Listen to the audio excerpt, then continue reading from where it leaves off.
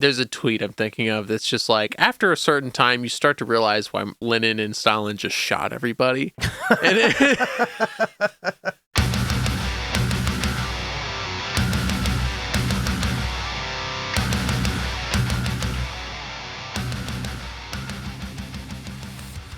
Hello, welcome to Left Unread. My name is Aaron. I'm Will. We are two dudes engaging in a radical self-education. That's right. We're just two consumer spectators on hold, waiting for the right bureaucrat to pick up. Yes. Yeah, this time we read Mutual Aid, A Factor of Evolution by the one, the only, Peter Kropotkin. Yes, not our first foray into reading Kropotkin's work, but Mutual Aid certainly was an interesting work. It is a pioneering dissertation on the preponderance of reciprocity in nature and human history. Mutual Aid, A Factor of Evolution is a collection of essays written by Peter Kropotkin in 1902. A seminal text of evolutionary anthropology in its own right, the essays contained in Mutual Aid were written in response to what Kropotkin saw as the misappropriation of Darwin's observations on competition in nature, asserting that while competition was indeed an important part of survival, mutual cooperation among and across species was overlooked and understudied, providing an incomplete picture of how and why species survive. As much a rejection of the Hobbesian view of the state of nature as an acclamation of the need for community and cooperation, Mutual Aid stands 120 years later as both a response to the assertion that selfishness is in our nature and as one of Kropotkin's most important works. Yeah. If you look up Peter Kropotkin, what should I read? Yes. You're going to get Conquest of Bread number 1, probably Mutual Aid number 2. Yep. I think largely that's because they're his two longest, most complete works. Sure. I also have a Kropotkin collection called Fugitive Writings, which I think is more relevant than this to the stuff we typically examine on the show. But this was an interesting read nonetheless. Yeah, I remember when we were reading Conquest of Bread, he mentioned one of his other works, and I was thinking it was this work, but then I realized that this work is published later, so it wasn't that. It was actually, I believe, Factories and Farms, or Farms and Factories. That might actually have been more pertinent to our discussion than this. Yeah, that's a caveat at the front of the show, is that this is certainly, like, having gone through it now, feels a lot more left field than the sort of stuff that we're typically reading, which is fine. I mean, it was 150 pages of pretty much examples of, like, mutual aid and solidarity throughout nature. I think that it poses an alternative, maybe not an alternative. I think there's something that Kropotkin is saying here that works as an undercurrent to the development of history that we've already kind of been looking at, especially thinking of when we read Socialism, Utopian and Scientific, and also Dialectical and Historical Materialism. Yeah, I was thinking of Stalin. Yeah, where they both talk about kind of the stages of humanity. There's a bit of a difference in the two pathways, the way that Kropotkin's talking about it and the way that the Marxists talk about it. But I think that they kind of go hand in hand in the same time, you know? Yeah, I guess, well, here's what I'll say. Okay. I guess to start, what I think is most interesting about the book, like you said, it's basically 150 pages of just examples of mutual aid occurring in nature and across human history, which is useful mainly because I think it's a very large, well-researched defense against this idea that we are selfish by nature. Yeah. Especially as I was getting to the end of the book, it was really starting to bring up questions in my mind about the biological precursor to empathy. Sure. Like, where does morality come from? Certainly not from on high. Yes. But if not there, then where, right? Yeah. And I think that this opened interesting questions to me about that and thinking of it from a more biological perspective. Yeah, definitely. I think, I can't remember. I don't think it was in this book. I read an essay actually on the Marcus Archive by Stephen J. Gould, who's a evolutionary biologist. Gould? Yes. Okay, yeah. And it was called, like, Kropotkin Was No Quack. And he talks about the fact that the importance of the struggle is overplayed in especially Darwin's proteges, right? The people that came after Darwin. And Kropotkin mentions, like, Huxley in this, what he's pushing back on is the idea that it's like a gladiatorial, it's like literally survival of the fittest, like an absolute struggle, like all out war. Yeah, that's 100% the Hobbesian view of nature, is that it is war and you're in constant conflict. Yeah, and I think that what Stephen Jay Gould and also Kropotkin are saying is that that's a misappropriation of what Darwin is even saying. Yeah. It's more so that struggle may also contain this kind of cooperation. Like, the struggle is really just like the process of survival in nature. It's not necessarily like actual man-on-man combat, but they're animals. I couldn't think of I was like, tete-a-tete, but that's also not, it doesn't make any sense. Yeah, the cooperative aspect of it is underplayed, certainly. Yeah, that's more self-evident than even I previously gave it credit, because just thinking about like the safety in numbers idea, right? Yeah. It makes sense that like even if there is this sort of competitive drive where there are limited resources, and the whole point of survival in nature is to like be the one to get those resources so you can persist through time. Like that's much easier done the more of you there are. I think it totally makes sense. I mean, there's a disconnect in the way that we think about history, right? The fact that like these groups had to come together to live socially in order to survive. And then we also say it's like an all-out war, survival of the fittest, every man for himself. Yeah. Obviously, that's not the case. Individualism in that sense is really modern, when we think about it. Yeah, and that was one of the first things that I wrote down when reading this was individualism versus community. Yeah. I think he has a lot to say about that. Yeah, absolutely. How do you want to tackle this? Do we want to go chronologically? We'll be stuck talking about birds and bees for 45 minutes. Yeah, I really don't think it makes a lot of sense for us to like pick through this page by page or even chapter by chapter, because even though he gives a laundry list of examples, the first section is mutual aid among animals, and then the next section is mutual aid among quote-unquote savages. And then mutual aid amongst barbarians, right? Uh-huh. And then mutual aid in the medieval city. Yes. And then what's the last one? Mutual aid amongst ourselves. Amongst ourselves, Mm-hmm. yeah.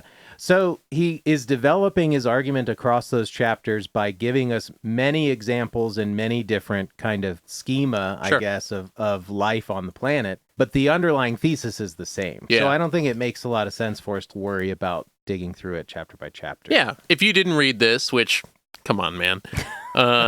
Just know that Kropotkin is tracing a line throughout history where he says that the cooperative and social aspect was underlying and important to the development of humanity, society, biology, etc. Yeah. That's the main idea here. It's about the cooperation, not about the competition. And maybe this is a place to start. One thing that I thought was most interesting is around the idea of defining fittest. Because I think the layperson, when talking about Darwin's conception of nature, is the, quote, survival of the fittest. Yeah. And Kropotkin brings up, not as a rebuttal to that, but as a nuance to it, is like, what exactly does it mean to be fittest? Sure. And he gives a couple of examples that I thought were kind of interesting. All right. So he's talking about Darwin. This is very early in the first chapter, actually. He's talking about Darwin and the descent of man. And he says that Darwin intimated that in such cases, the fittest are not the physically strongest, nor the cunningest, but those who learn to combine so as mutually to support each other, strong and weak alike, for the welfare of their community. Yeah. And I was just thinking about all the dude bros who are like, call everybody soy boys and shit like that. And how they're like, the weak will fall. And being strong is never wrong. Yeah, all that dumb shit. And it, I just really appreciated reading this in response to that kind of attitude. Because to be fit, quote unquote, means to be an important member of your community, an important member of a group that can look out for one another so you have mutual benefit. There's reciprocity as opposed to individual stature. Total dumb meathead brain shit to think that fittest means strength. I mean, not even just like physical strength, but just like, competitive strength in general. When like, I don't know, anyone that understands Darwin, even from learning it in school, probably would realize that fittest just means like best adapted to, Yeah. I'm thinking about like the finches, they all have different beaks. It's not that like one beak is extra strong. It's like, no, this one can get small insects out of a hole or something, Yeah, and Kropotkin in this first chapter, when he's talking about mutual aid among the animals, does a lot to kind of spell out how avoiding conflict is an important part of that kind of fittest definition, so to speak. Like later, he's talking about the crocodiles. He says, except the crocodile, he knew no enemies of the crane. It eschews all of them by its proverbial prudence, and it attains, as a rule, a very old age. He's talking about the cranes there, I'm sorry. But talking about the cranes there, saying that, like, you make no enemies, you live a long life. Right. That's what it means to be fittest. Yeah. I was just looking for, there's a quote later where he talks about what Darwin is saying about man's advantages, and he's saying that it's not only man's intellect, but also their social capability. Yeah. It's like, those are like adaptations of survival. That social capability. Like earlier, I like when you mentioned, is there a biological aspect to morality? the reason I brought up that Stephen Jay Gould essay is because he says part of it is that morality may be something that we evolutionarily developed in order to like create social bonds. Yeah. You know, I just think that kind of thing is, how can you overlook it? You know, it just seems ridiculous. Yeah. Often you mention like there's no room for morality in these, like it's all scientific arguments, but I think that it lends a little room to there being an argument for morality. Yeah, I say that not to be dismissive or to discount the fact that I think it's important to be an ethical person. Yes. I think largely it is one's ethics that brings them to Marxism. It's not Marxism that brings one to their ethics, because they see something egalitarian in Marxism. They see something of justice in Marxism. Yeah. And I appreciate Kropotkin in this text is getting to there being a biological evolutionary precedent for that. I have some quotes marked down that we could jump to, perhaps. Sure. They're like way at the back. Yeah, that's where I was looking for mine, too. I have 3 things marked here and kind of from all over the text. Maybe we start with the earliest one. Okay. This one comes from the first chapter, Mutual Aid Among the Animals. Kropotkin says, moreover, it is evident that life in societies would be utterly impossible without a corresponding development of social feelings, and especially of a certain collective sense of justice growing to become a habit. If every individual were constantly abusing its personal advantages without the others interfering in favor of the wronged, no society life would be possible. So this is him planting the seeds for that kind of evolutionary empathic precedent. Yeah. I also wrote, right below it, I wrote, a case for purges. Oh, man. Because he's going on, he says, if a lazy sparrow intends appropriating the nest which a comrade is building, or even steals from it a few sprays of straw, the group interferes against the lazy comrade, and it is evident that without such interference being the rule, no nesting associations of birds could exist. Oh my god. Maybe I'm taking that a little too far. Yeah, where's the sparrow self-crit sessions, dude? But I do have a couple other quotes here. I mean, let's just chain them together to make some sense of this. This is at the very start of chapter 7, Mutual Aid Amongst Ourselves. Okay. He says, the ethical progress of our race, viewed in its broad lines, appears as a gradual extension of the mutual aid principles from the tribe to always larger and larger agglomerations, so as to finally embrace one day the whole of mankind without respect to its diverse creeds, languages, and races. Hey folks, Editor Aaron here. We just blazed right by that embracing the whole of mankind without making any jokes. You should be very proud of us. Anyway, back to it.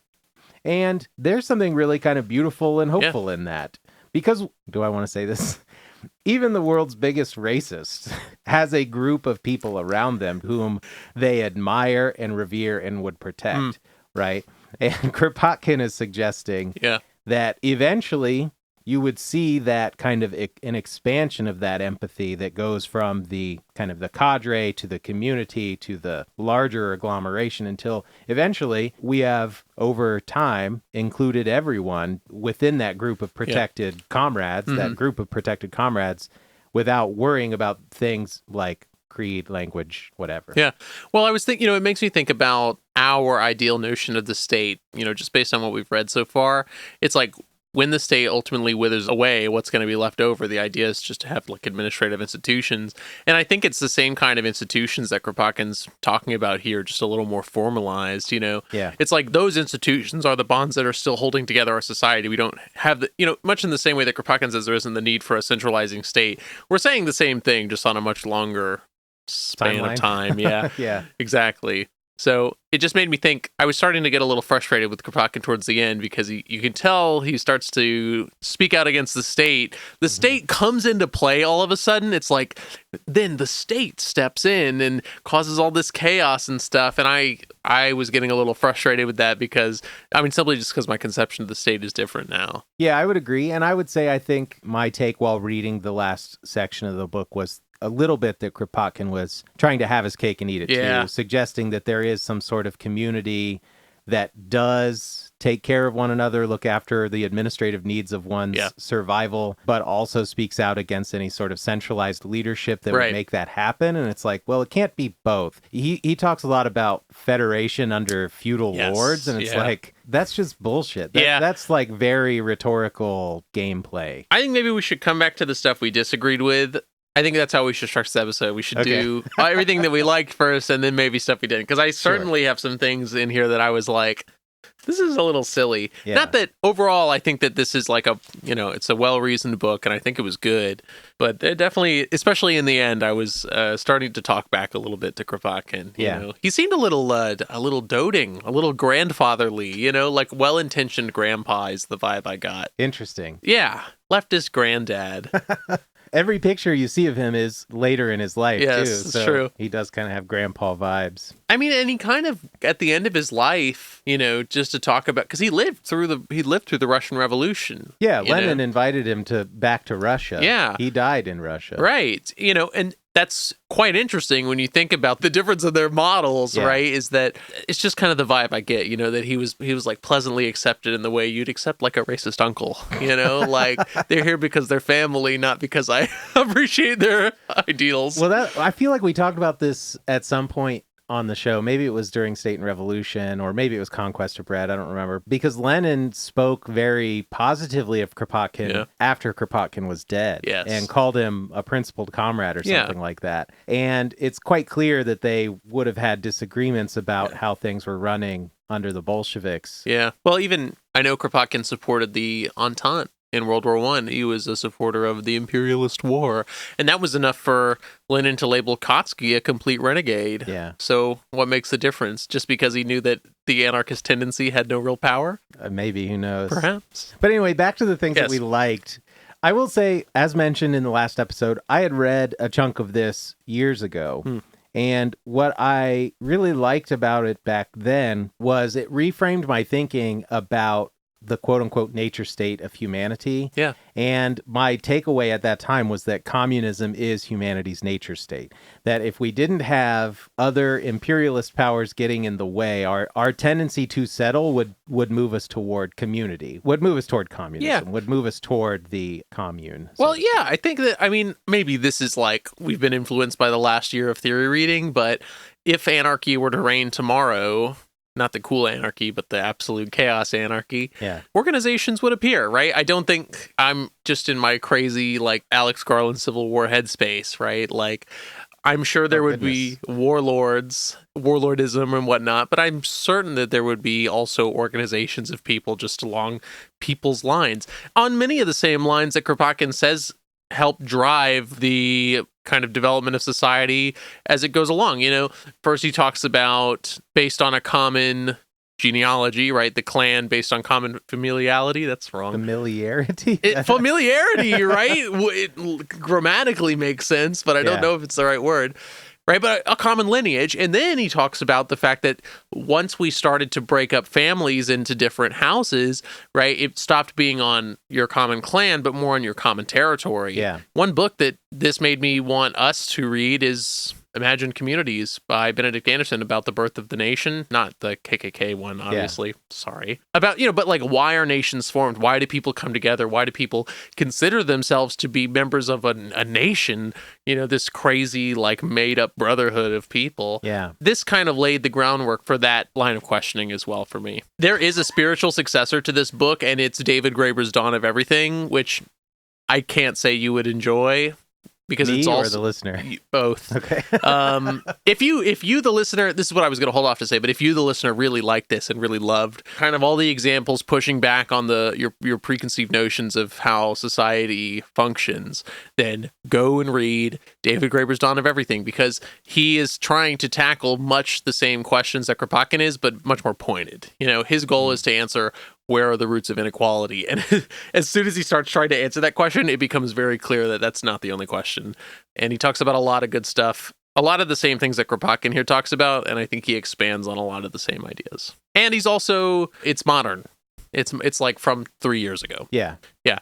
Which, one thing I was impressed by, if we're talking about stuff that we liked, a lot of the science in this book holds up. That's what I actually wrote as a question very early on. That was a question I had right away, and I went and looked it up. That's when I found that essay. Yeah. And a lot of people said that the science was still pretty strong. So yeah, because I was like, well, this is 120 years old at this point. How many of his speculations do we now know to be true or false? And it seems like much of it seems to be quite true. Yeah. more in the positive than the negative. Right. For sure. 70% right, 30% wrong. back to the nature state thing, like Yes. you said, our tendency will be to organize. Yeah. And he gives a couple of examples of that in the second chapter, the mutual aid among quote unquote savages. He uses so many racial epithets in this. I know it's 1902, okay, but I was like, who are these people? And I would Google it, and it was immediately like, this is a racist term for South Africans, or this is a racist term for, There's a lot of that. Yeah. We caught that in Conquest of Bread also. Yeah, I know. Yeah, it is very difficult to read texts like this anachronistically. Yeah. When you take things out of their context and read them as a modern reader, it's pretty hard not to see the glaring places where they were off. I will say, though, and maybe this is better to say for the critiques, but there is a Eurocentricity to this. Oh, for sure. I mean, obviously. Yeah. But it's clear. It's clear. And at times it's a little pointed too. Yeah. Not in a positive way. Anyway, let's keep going on the natural state. There are going to be some words in here I'm probably going to mispronounce, but he's talking about folks settling in small communities, even when, given the circumstances that they were in. And he says, no less than 24 mostly Stone Age villages were discovered along the shores of Lake Leman, 32 in the Lake of Constance, 46 in the Lake of Neuchâtel, and so on. And each of them testifies to the immense amount of labor which was spent in common by the tribe, not by the family, and that these dwellers must have been remarkably free of warfare. Mm-hmm. So again, he's pushing back against this conception of nature, like as Hobbes would, or even Rousseau would characterize it as being constantly in war with one another, that settlements like this could only take place in times of peace. And the fact that so many of them existed tells us something about how important or not important a role warfare really played in these people's lives. Something that really cracked me the fuck up is when he was like, much later in the Medieval City chapter, where he says, hard to imagine that a bunch of hovels 350 years later would be a city. And I'm like, what do you mean? 350 years from now, it could be anything. Like, that's a crazy thing to say. I don't know. He's clearly working on a different time scale than we are, because to me, I'm like, in 350 years, man, we're going to have fucking Wakanda or something. Like, yeah, I mean, maybe that's an anthropological view that I just can't contextualize in my modern post-industrial brain, but it seems like epochs of history seem to move much faster now. That's true, too. I guess, honestly, when he's thinking about, considering that the barbarians period is 800 years, I guess it does make sense for him to then be like, it's crazy that we went from villages to the city TM in just 350 years. So yes, okay, I'll backpedal a little on that. But also I was like, man, 350 years from now, who fucking knows? Yeah.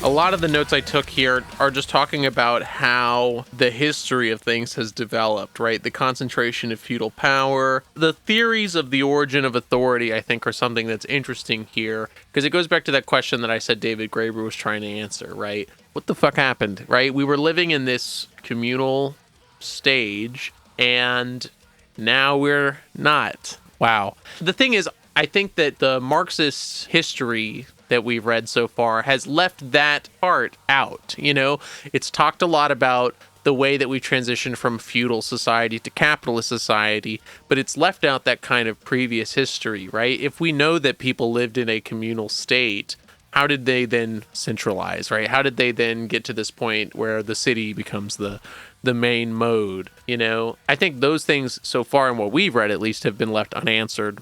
And I think that this book asks a couple of more interesting questions there, because that is a great question, right? How did we get from the point where people were living in clans that had, essentially communalistic living, to what we have now? Is it just the further division of labor because of the necessity of production, right? Is it an agglomeration of military power, which then led to actual domination?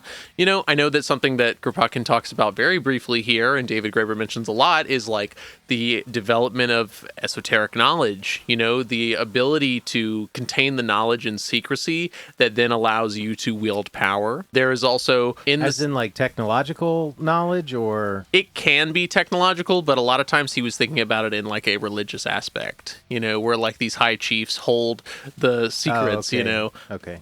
That's a huge question in history as a whole, right? How did the West develop so quickly? I don't know, By the time that Europe had developed, they were still building with stone and shit in like the Americas. I don't know what caused that.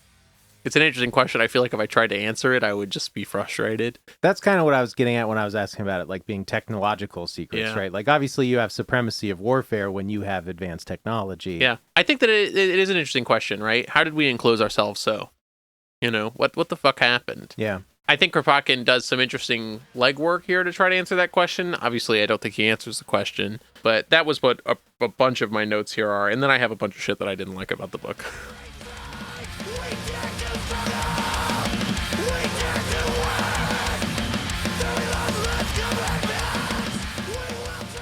What were you speaking back to in this text? What did you not like so much about it? Well, for one, I think that a big part is obviously Kropotkin's contention with the sinner, his daddy issues, so to speak. I think that was really something I was pushing back on, only because our conception of the state is different, right? Again, listener, if you're unfamiliar, the quote that I am operating on in my mind is Lenin when he says, "What is the organization of one class against another, if not a state?" So in my mind, if we're taking this form of mutual aid, right, organization, we're basing that as the organization of our society, then we've just created another state. To elaborate on that, I think, is something that Kropotkin doesn't do here. He's talking mostly, from what I gather, as like a federal system, a free association of a bunch of different mutual aid organizations, i.e. guilds. And that's fine. The problem with that, though, is that I'm falling victim to what Kropotkin's saying when he says that centralization has been taught as the method, the mode from he says like the pulpit and also the teacher and all that. Am I buying into that same thing when I say that it seems insane to try to take this framework of mutual organization in the medieval city, the guilds and whatnot, and then apply it to our current society? Yeah. That seems fucking ridiculous, okay? That was my big contention here, is that I was going, how are you going to do it, pal? Great, this sounds wonderful, now fucking what? Right? That was my big issue with Kropotkin there, and it's because he's not willing to call that a state as well. I think when we call it a state, we certainly are thinking of something more centralized, obviously, but I still think it's a state at the end of the day. So I didn't like that. And I also feel like he's really Eurocentric and a little racist, maybe. He's definitely a little racist, yeah. Just to, for one, just to talk on his fucking little weird racism, man. And this is in 1902. Again, I get it. He says, the fact is that the slave hunters, the ivory robbers, the fighting kings, the Matabele and the Madagascar heroes, quote unquote, pass away, leaving their traces marked with blood and fire. But the nucleus of mutual aid institutions, habits, and customs grown in the tribe and village community remains. So he's saying that, there's an inkling of civilization in these savage communities. Wouldn't you believe it? And then he goes, it keeps men united in societies, open to the progress of civilization and ready to receive it when the day comes that they shall receive civilization instead of bullets. Yeah. That just made my stomach churn a little bit, man. It's like, dang, dude, he doesn't even consider these to be civilizations, Yeah, it is definitely very Eurocentric and definitely very paternal. Yeah, it's just very Western stained. I'm not trying to do the noble savage here. I just think that it's kind of gross the way that he, in one hand, says natives have all of these mutual aid institutions, right? And then he's like, these aren't even fucking societies, No, I agree with that. I think that that kind of attitude permeates a lot of what this latter half of the book, I would say. A lot of his conception of the state, a lot of his conception of other peoples. Yeah. It just feels odd. Like, what it makes me think of, honestly, is that fucking idiot fundies that are like, if humans evolved from monkeys, then why are monkeys still around? He's like, why are these, he's like, if societies are coming out of these tribal communities and like the tribal communities are left in the dust. I don't know. It just feels really gross. And again, I'm more than willing to give Kropotkin the benefit of the doubt when it comes to these things, but it's just evident. Yeah, it is there. Yes. And certainly something that you need to be aware of. The other thing that made me feel a little hesitant comes just a couple pages before. He's talking at this point 120 pages of examples how the social aspects of mutual aid are still present in society despite all of this wretched centralization, despite all of these things, despots and kings, bars. But he says, From the point of view of social economics, all of these efforts of the peasants certainly are of little importance. Dog, why did I just read this? Yeah. Yeah. They cannot substantially and still less permanently alleviate the misery to which the tillers of the soil are doomed all over Europe. Okay, so now what? That's like fucking anarchism in a nutshell, bro. It's like, wow, dude, mutual aid, solidarity. Is it going to do anything to change the social fabric of this fucking world we live in? No. This is kind of getting at what I've been thinking about a lot with regard to anarchism and communism. Yeah. I don't really know if we should go down that road right now. I'm more than happy to. It's going to take us away from the book. I've been thinking a lot about organization lately. Yeah. Here's what I'll say about that. Yeah. The limited experience I've had with organization in the past has mostly been anarchist-run organization. And in my experience, those were the only organizations around doing meaningful mutual aid work in the communities where I was at. Food Not Bombs is always an anarchist organization. Yeah. I've been around organizations that work with providing food like Food Not Bombs. I've been around organizations that work on housing and clothing the houseless. Yep. They're anarchist organizations. What I found is that anarchist organization excels at mutual aid. When you're talking about organization on a smaller level where you're dealing inside a community, I don't see a lot of communist organizations doing a lot of good. No. I see anarchist organizations doing all of that. But where anarchism falters, in my view, is when you try to do this larger agglomeration, like Kropotkin is talking about, where it fails because when there is a lack of centralized leadership, scaling becomes a real issue. It becomes a real problem. These organizations are very dependent upon individuals. Yeah. When you're talking about them working at such a small level, it might be a handful of individuals, but nonetheless. And it's got me thinking a lot about that because this is my beef with communism. Yeah. My beef with communism is that it feels academic. To a large degree, it feels intellectual, like an intellectual exercise.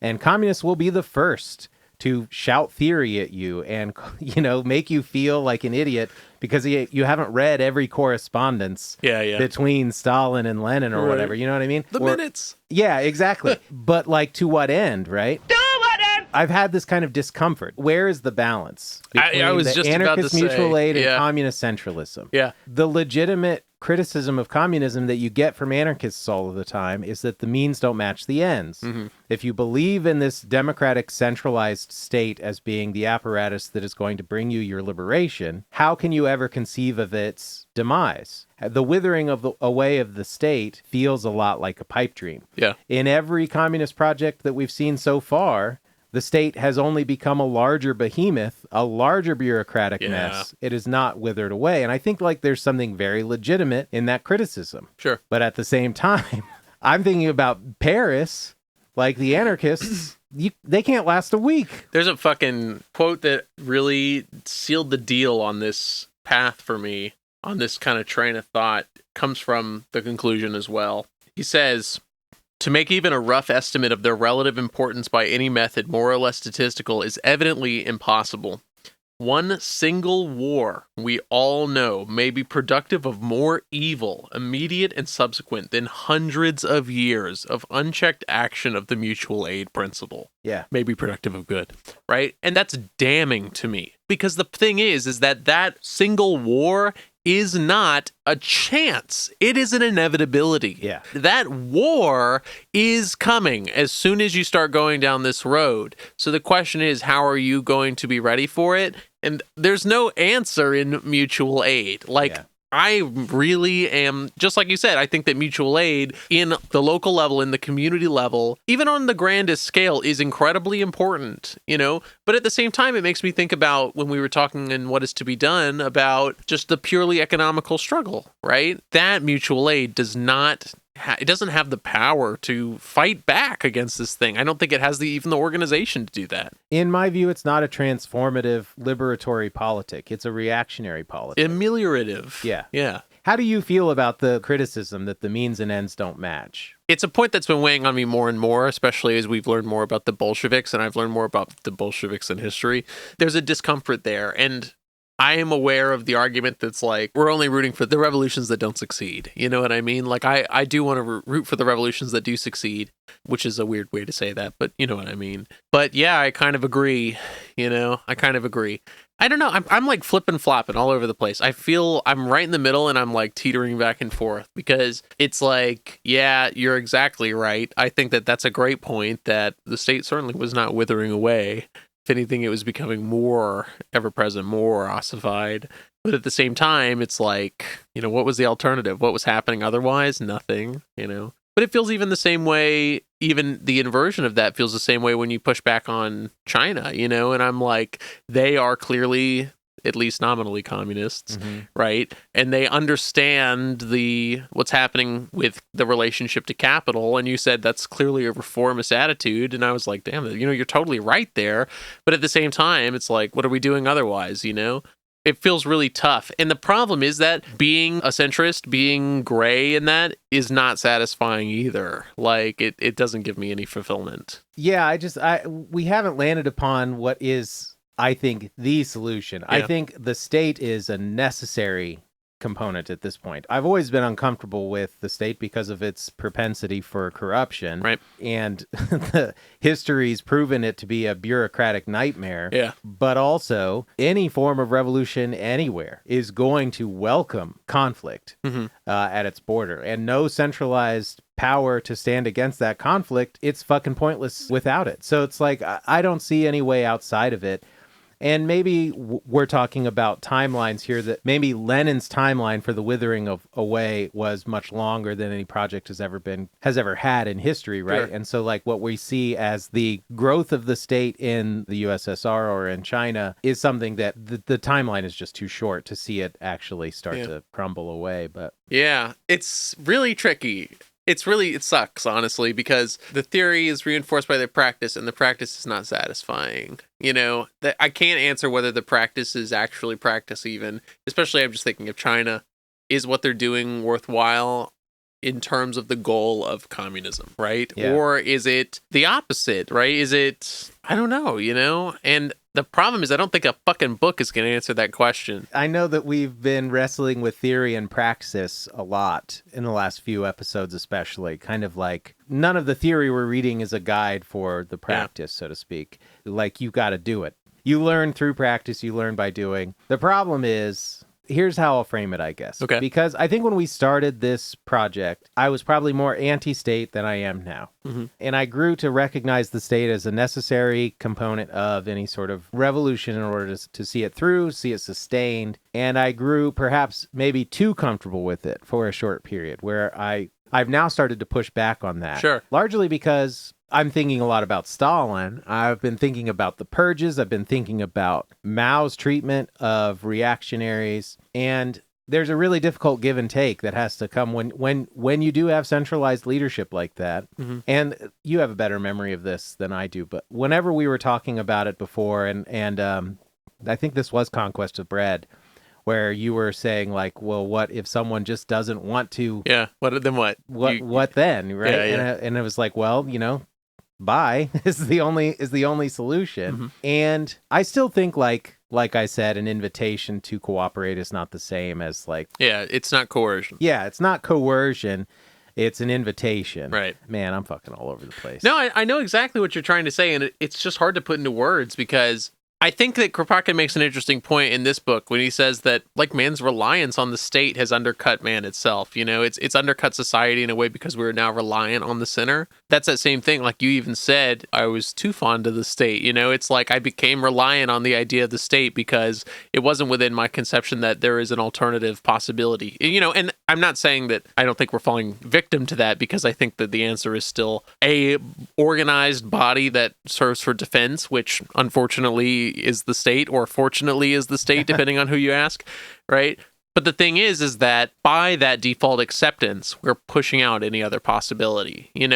Maybe there is a model of mutual aid, just to speak on the craziest, grandest scheme. If we had a brainwash ray and we brainwashed every single person and they were in comradely lockstep, then you could do not a centralized body, right? Mm-hmm. But the problem is that it requires everyone to have the consensus. right? It requires everyone to dream the same dream, and that's not going to happen. We acknowledge that is impossible, and it's not within my framework to think that we can create a society where everyone then receives that society and then acts the same way in order for us to utilize that action in any timeline for defense or development. You know what I mean? Yes.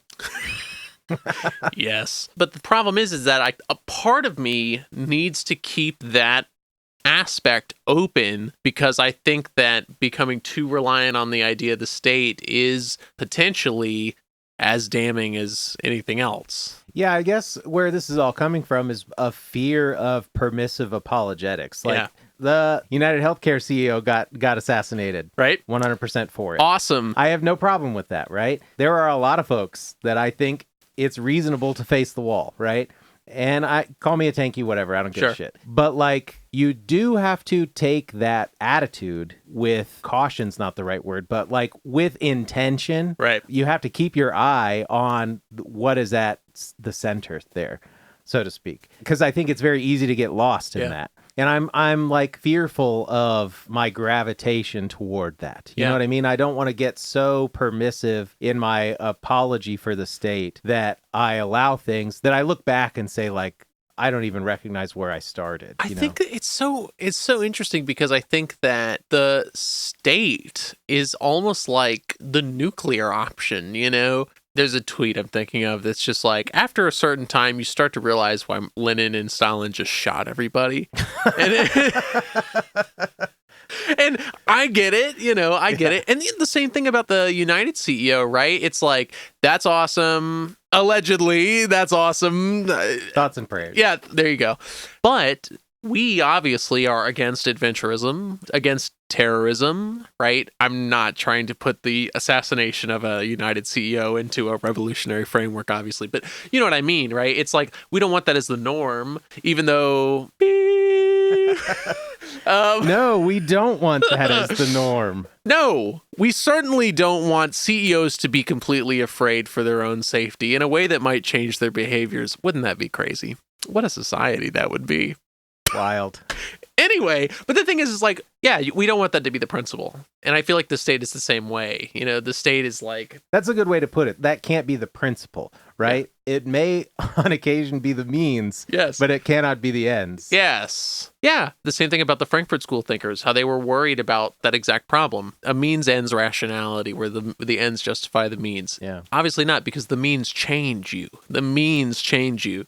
He says that even in mutual aid, where he says there's no doubt that the internal division changed the structure of the society, but those guilds and those cities had some defense from without, right? Which... I'm sorry to say, Kropotkin, you've just advocated for centralization. You're reaping the benefits of centralization, yeah. Right. You know, he even says, like, of course the guilds have authority, the guilds have hierarchy. The difference is that it is elected. You know, I get that. But that's also what we're advocating for, ultimately. So what the fuck is the difference, brother? Like, yeah.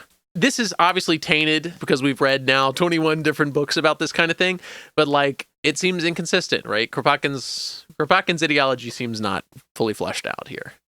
And that is largely why I'm really open and interested in exploring more anarchist writing, because I do think that there is a kernel of truth to this criticism of communism. Sure. That the means don't match the ends. And I want to hear a reasonable alternative. Yeah. See, the thing is, that's the thing, though, is that, I mean, this is not the thing, the silver bullet. It's a difference between an understanding and a complete abjection, right? Rejection. I don't know which one is better there. There's a difference between us understanding that absolute power corrupts, whatever, and what an anarchist might be, which is a complete rejection of that system. You know, I'm just thinking about what Lenin says again, where it's like the anarchists just as quickly shun power as they would receive it, you know, because of some crazy totality, some crazy authority. He was spitting. Lenin was spitting.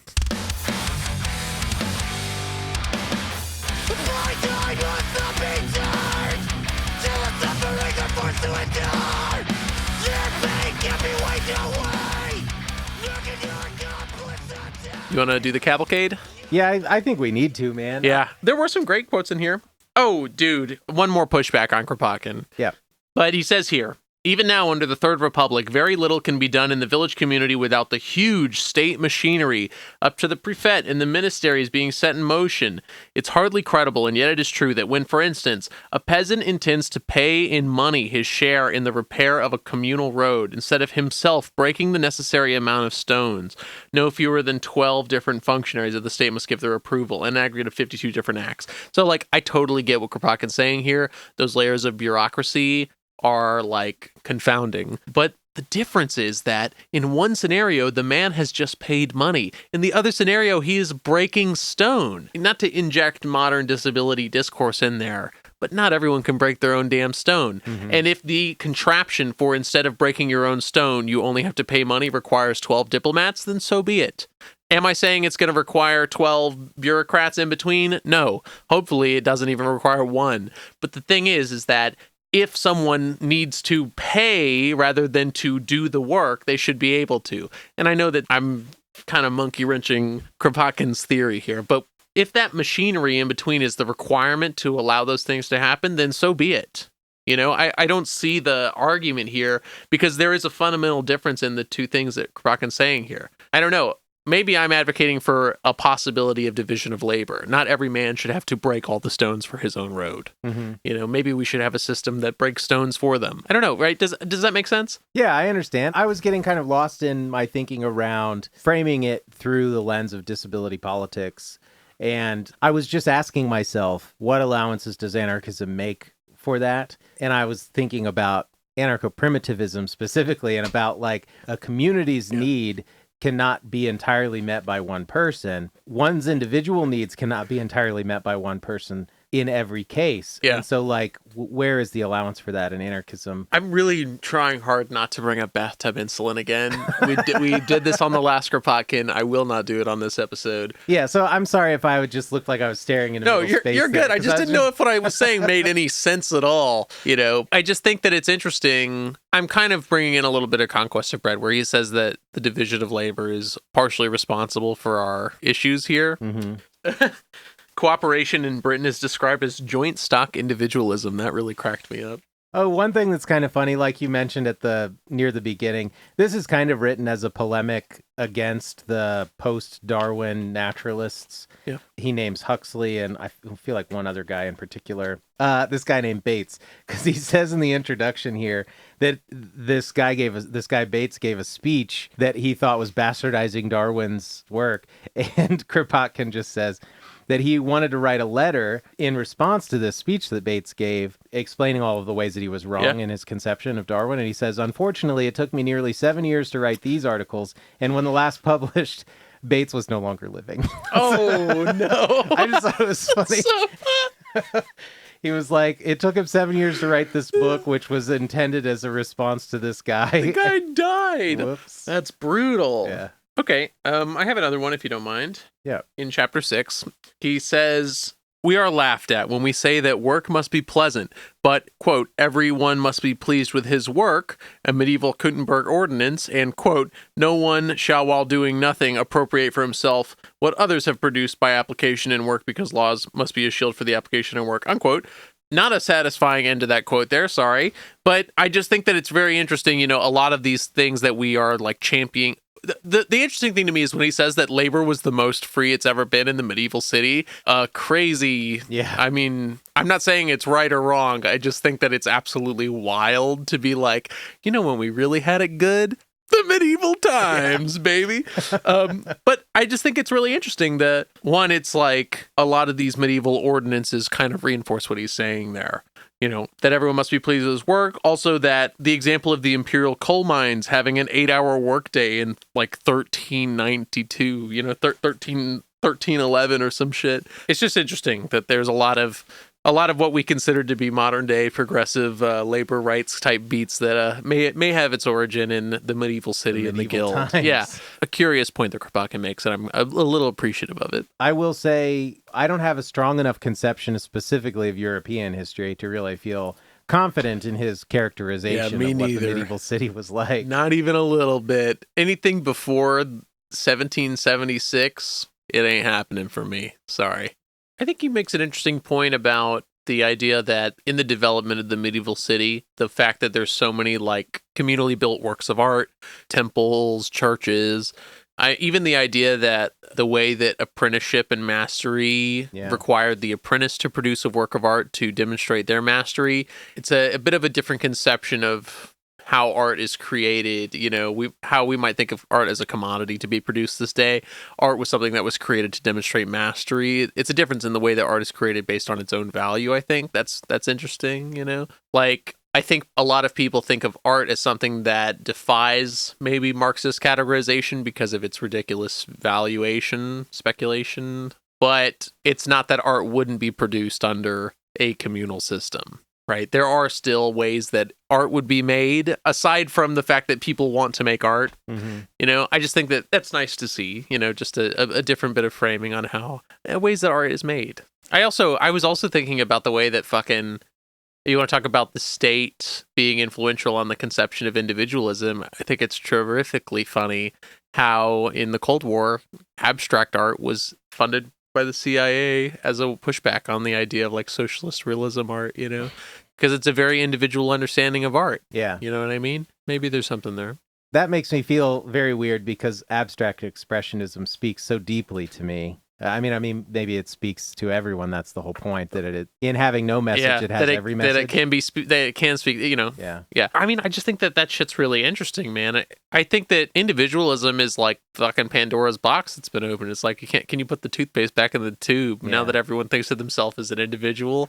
A more interesting question is, can we reconcile individualism with the choice? That's what Kropotkin says in here, is like the guilds were, maybe even before guilds and villages. He says that you're subjecting yourself to domination, right, in the guild because of certain benefits, right? I just think that that's an interesting one. It's like, can we still reconcile the individual with the collective without the destruction of the individual? I think you can, because I think that the individual has existed throughout time. It's just that what an individual person believes is their necessity of life is completely different depending on what society is in. You know, when he talks about the tribe, the band, the barbarian village even, he talks about the fact that the person's common law is like their religion. You know, what they believe is necessary for the good of the guild is so instilled in that person that it's not even a second thought. You know, can we create a collective society that reinforces that same kind of virtue and still maintain, obviously not the kind of individualism that we have today, but still maintain an aspect of the individual that allows for a sense of maybe self-actualization? You know what I mean? I think that that's a more interesting question that comes from this book than maybe, you know, how crocodiles and cranes are more akin to our society. I mean, I think that is a genuinely interesting question, right? How do you find the balance between the individual and the collective? Yeah, I think that that's a really good way to put it. And it makes me feel a little better about how much difficulty I'm having wrestling with this conversation, because I feel like what this book did was stirred in me something that I couldn't exactly articulate, a discomfort, kind of, I was going to call it dyspeptic, but something that just didn't sit right in my belly. And it is this kind of struggle that I think you put so eloquently around self-actualization as an individual in a collectivized society. Yeah. It certainly doesn't answer those questions for me, but it raises the questions in a way that makes me feel ready to explore it a little more, I guess. It's something that I've been thinking about for a long time, because it was at the core of one of my fucking psychedelic adventures, where I was like, I was convinced that the meaning of life was to see and not to think, and it's because thinking only asks more questions, you know? Could I be completely content just by completely giving myself to a society? You know what I mean? I mean, in my mind, that's like the goal, to create a society where everyone is content to act cooperatively because it's reinforced, you know? In that capacity, then everyone is taken care of. But the problem I have with that is that the individual creates more questions than it answers. You know, I don't know. It's tough to talk about. Yeah, well, maybe I'll bring up a quote from the chapter Mutual Aid Among, quote, Savages. Again, full disclosure, I think that he's dealing with some Eurocentric attitudes here in his characterization here. But it did raise an interesting question for me around individualism. I'm going to use the language that he uses. Yes. Just to get the point across, I guess. But he says, the fact is that a savage brought up in ideas of a tribal solidarity in everything, for bad and for good, is as incapable of understanding a, quote, moral European who knows nothing of that solidarity as the average European is incapable of understanding the savage. Yes. So he's talking about a reciprocal inability to understand Yeah. one's kind of state. And the question I wrote in the margin is, has the narrative of individualism been so deeply ingrained that we can't even conceive of communism working in the West? I feel like that is a large part of the kind of propaganda against communism that came out of the Cold War here. Yeah. Is this, like you said, gray jumpsuits, everyone is, you sacrifice and give up your individuality for the quote unquote greater state. And so everything is lifeless and kind of tasteless or whatever. It's very bland. Right. And that comes from a kind of exceptional individualist attitude that we have here. And it's obviously worked very well as a fear-mongering tactic. Yeah. Even though, like we discovered in the last episode, that we are still very much like victims of the kind of capitalist vanguard where we are still giving up our individual conception for the greater kind of sense of what capitalism is supposed to be. But anyway, it just, that quote, I think, encapsulates that question, that idea about how deeply ingrained is our concept of the individual, and is it so deeply ingrained as to stop us from ever realizing something where it feels like a sacrifice of our individualism? I'm just thinking about the difference is that we don't make the choice to live in the capitalist society. The choice is made for us. Oh, yeah. In the ideal, we are creating the voluntary society. But the tricky part about that is that it's not voluntary. If we're talking about all of the examples of the state, the mass line, all of that, it's not voluntary. How can you at the same time create a society which everyone can voluntarily buy into, but at the same time reinforces that everyone buys into it? Because if it's forcing everyone to buy into it via its construction, then it's not voluntary. Right. Maybe the voluntary aspect is simply the initial part, like the initial revolution. That's your voluntarism in that sense. But it seems crazy. It seems almost insane to think that, I don't know, I think that there's a contradiction there, at least a little bit. I don't know. It even kind of goes back to what Kropotkin was saying in Conquest. How can we create a society that supports men and also dominates them? Yeah. Right. I don't remember the exact quote, but he was asking that very same question, and I think that there is an answer to that question. That's what we're trying to figure out, at least. Yeah. But it's a damn tricky one. Greater minds than we have not yet found it. Yeah, So man. History often overrates the bad and ignores the good. I liked that. I mean, I think that that's so real. We focus on all the wars and never the peace. Even in like my own personal study of history, I find that where it's like all the flashpoints, nothing in between. I've been trying to expand my reading on actually existing socialism to include more of their day-to-day functions, because I think that that's where the real juice is, Would you say that this book was worth reading? No. No, Certainly not from the perspective from which we are approaching it. I think if you're really interested in naturalism and evolution, it's probably fascinating and worth it. Yeah, from a sociological study, I think that there is some interesting things in here, but I would agree with you, especially for our purpose. I don't think that this book was worth reading. Although, caveat, in the sense that we're keeping the ideal of anarchism open in our minds, I think that is important for our project. But was this book worth reading? Probably not. However, I will say, if you, reader, read this already, which of course you did, and really enjoyed it, I cannot recommend enough David Graeber and David Wingrove's The Dawn of Everything. If you like this, I promise you would like that. I will say this about the book, something positive about it, is that I think if you are an anarchist, something useful in the book is the underlying assumption that there is a form of mutual aid and cooperation that exists outside of the kind of artifice that we might manufacture ourselves. I think that this book is largely written to kind of prove that to be true. Yeah. And there is something in that is very kind of hopeful, even if you are an anti-statist, if you are an advocate for horizontal versus hierarchical power structures. There is probably stuff in here that would be useful to you. Yeah, fuck it. I think that is something nice about this book, is that it does say that it does express and exemplify that there is a kernel of solidarity in many aspects of our society, especially ones that we might not think of as ones which contain aspects of mutual aid. I think that that's actually That is a very positive aspect of this book, especially towards the end when in Mutual Aid amongst ourselves, when he's talking about like football clubs and shit like that. You know, it's like there are aspects of cooperation already present in our society. If you still haven't figured out why we can't fucking do it together, we can do it together. We can. It's a solid argument. There is cooperation possible. It is exemplified in many, if not any aspect of our life. Yeah, that's well put. If you, listener, have any thoughts, feedback for us, comments about our book choices, suggestions, yeah, anything like that, you can always reach out to us at leftunreadfeedback@gmail.com. We welcome your thoughts and contributions. Yes. We also have a TikTok. We apparently have a Twitter. We have, all of the episodes are also on YouTube. You can half of them are on YouTube, but they will be. YouTube, Twitter, Facebook, not Facebook, TikTok. It's on there. Hit us up. TikTok is probably where it's at. Yeah, TikTok is the one. I really liked your last TikTok. Thank you.